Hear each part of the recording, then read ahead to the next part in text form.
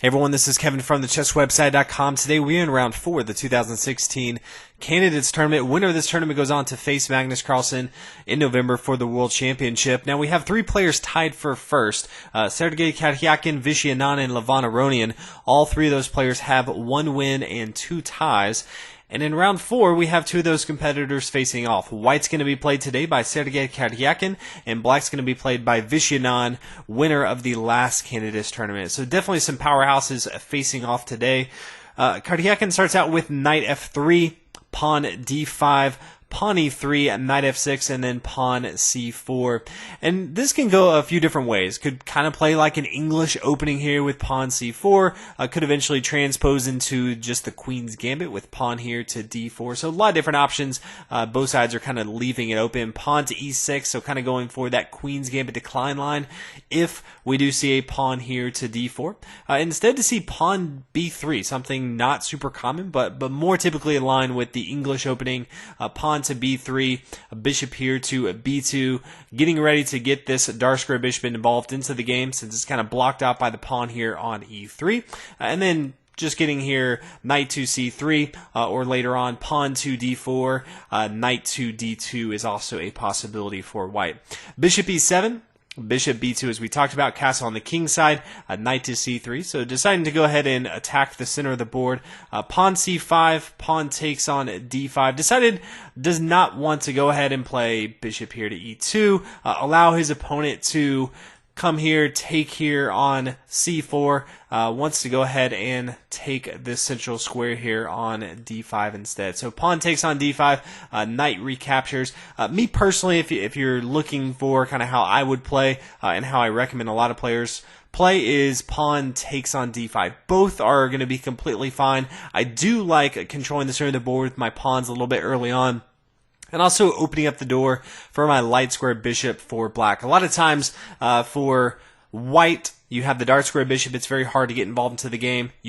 20 moves in and you haven't moved it at all.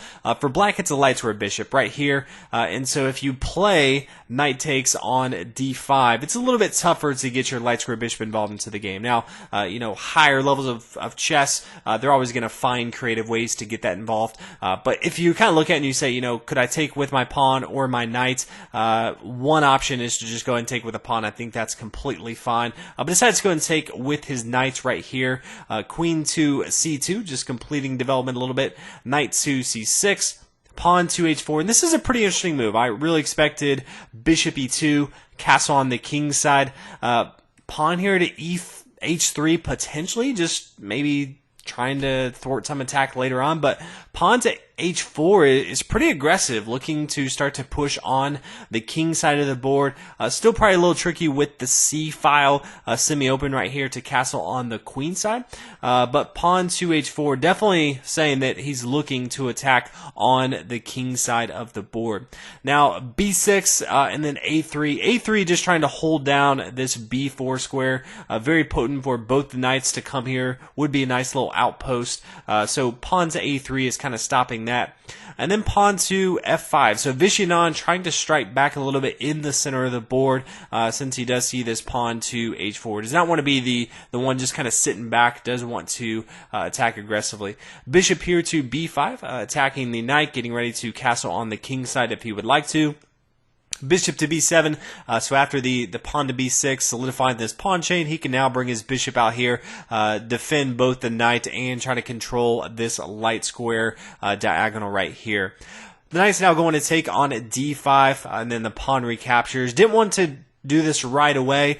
This would allow his opponent to kind of extend his light square bishop along this diagonal right here, but once he played bishop to b7, he recognized that he could go ahead and exchange here if he wanted to, and after pawn to d5, the light square bishop would have to come back to c8 to kind of control this. So, Sergey doing a good job of kind of waiting to see what his opponent does, and then exchange those knights here. He does want to exchange that knight as well, because he wants to open up the door for this light square bishop to really, really control this long diagonal right here. It's kind of blocked off by that knight there on c3. Now it's time to go ahead and get this pawn involved. So pawn here to d4, trying to control the center with backup by the bishop on b2.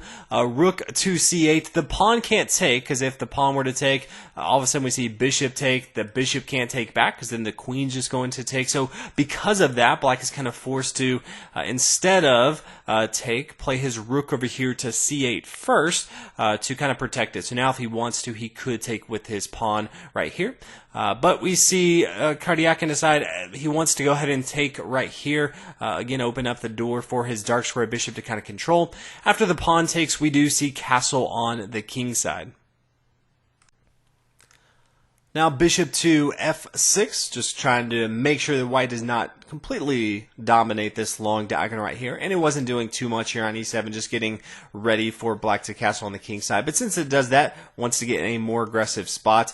Rook over here to d1. This is kind of interesting because the bishop here on f6 is attacking the pawn here on h4. This queen here on d8 is both protecting this and attacking this, and white only has one defense here. So it kind of looks like black could take with bishop to h4. But it gets pretty tricky here because it's not actually as protected as he thinks. After rook to d5, the queen can't come down here and take on d5. That's going to be a mistake. Bishop to c4, pinning the queen down to the king. The queen is going to fall. Now if we come back here and say, well, what other options do we have? The queen is being under attack.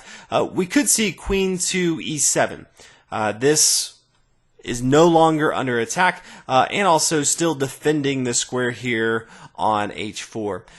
But white can just take here on h4, and the queen can't actually take. If the queen were to take, so queen takes here on h4, then all of a sudden rook to d7, and this is pretty deadly. It's attacking both the bishop here on b7, but it's also threatening the rook to g7.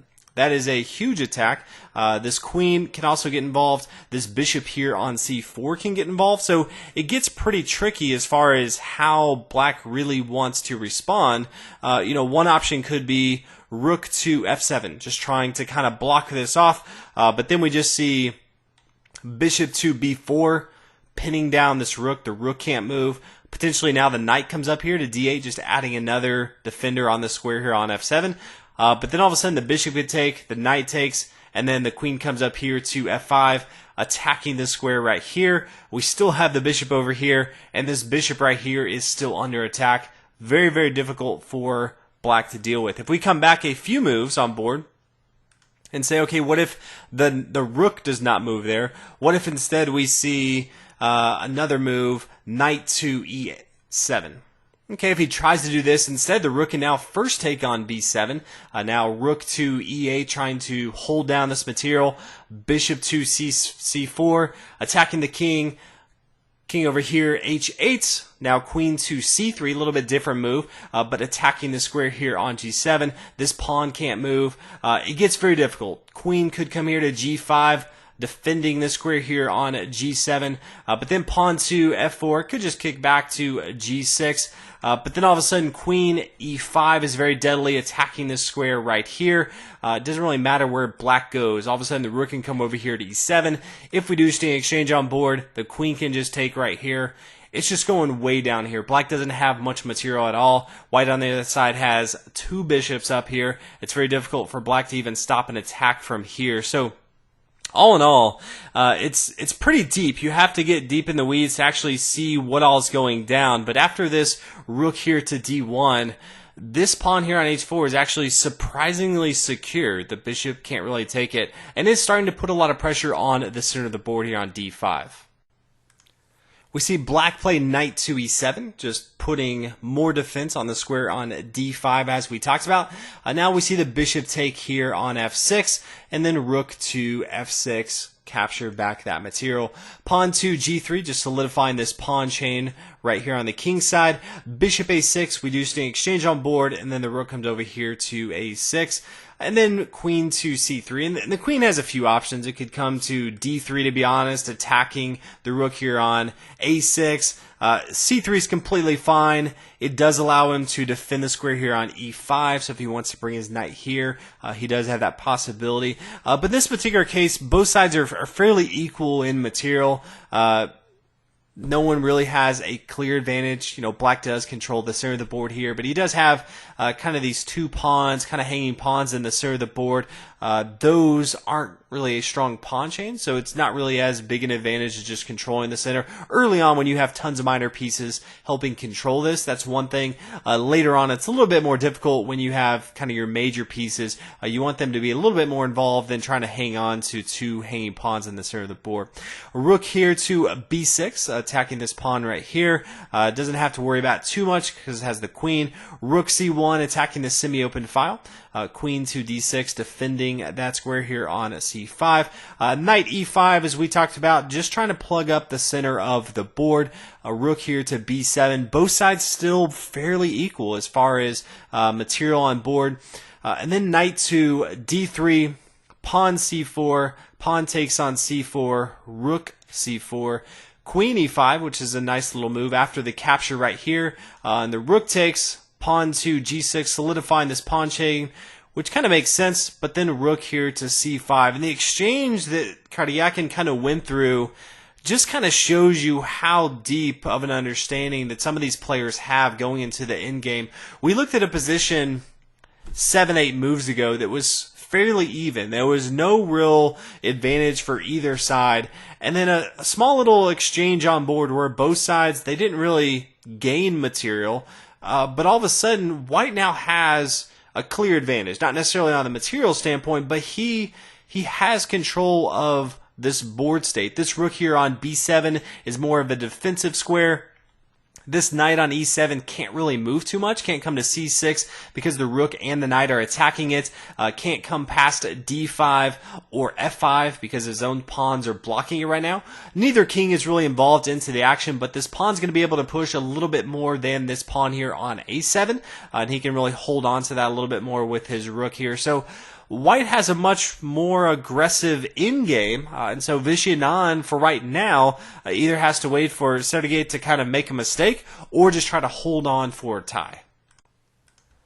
We see king g7, rook to a5, just attacking the pawn here on a7 and still holding down the fort here on pawn d5. The knight can't really move because as soon as it moves, this pawn is going to fall. So this is kind of a stuck spot for the knight here on e7. King to f6, knight back here to d3, just trying to get in a little better position. Rook c7, rook a6, check. King's going to move. Knight to f4.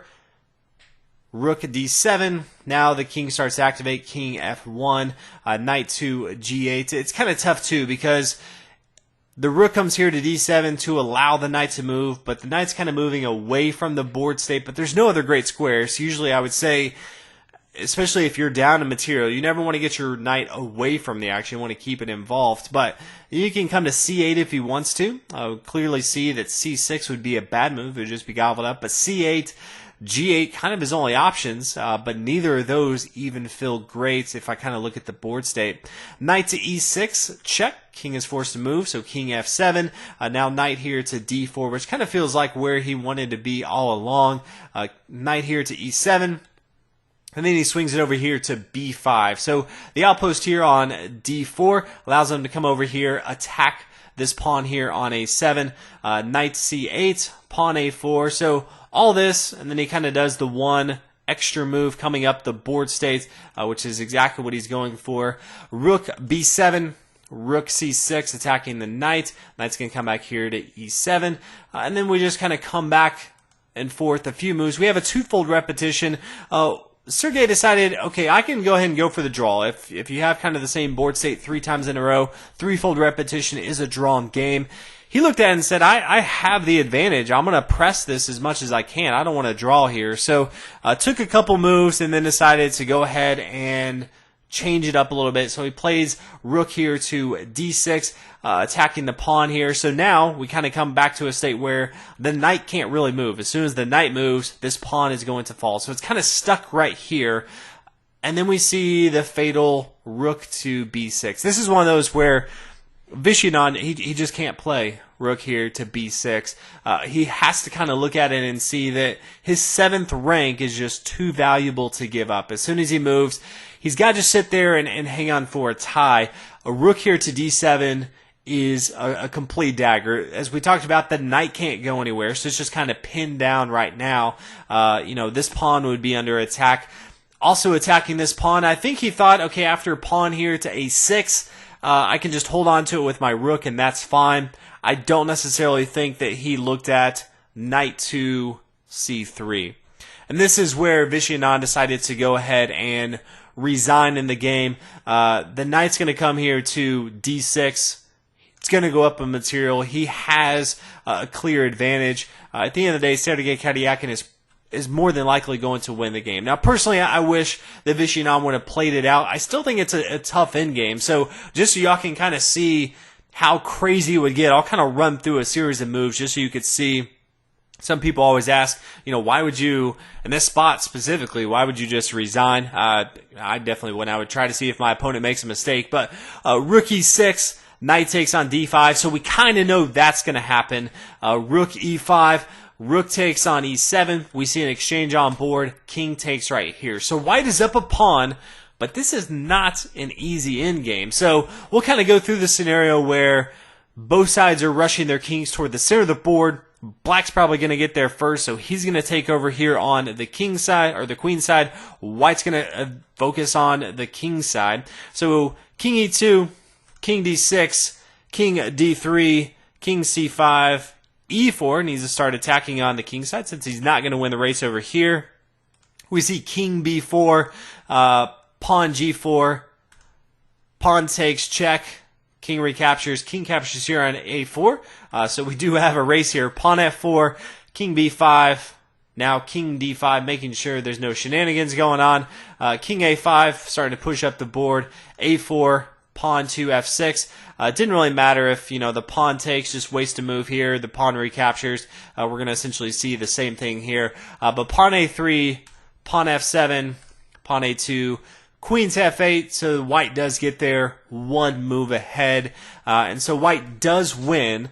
But for a lot of the fans out there that kind of wish Vishy Anand had gone through the motions, there's so many different ways that white could have made a mistake here. And he could have at least gotten a draw, if not a win by some miracle. But all in all, Vishy Anand kind of looked at, I think he was just upset with the fact that he gave up that 7th rank and he resigned. So congratulations to Sergey Karyakin. He's in first place. Levon Aronian did have a draw, so Aronian is in second place, and then Vishy Anand kind of drops to that 3rd spot. Does have a win, but he also now has a loss as well. So 4 rounds in the books. This is a long tournament, so many rounds to come. But hopefully you guys enjoyed this one, and I'll see you guys tomorrow for round 5.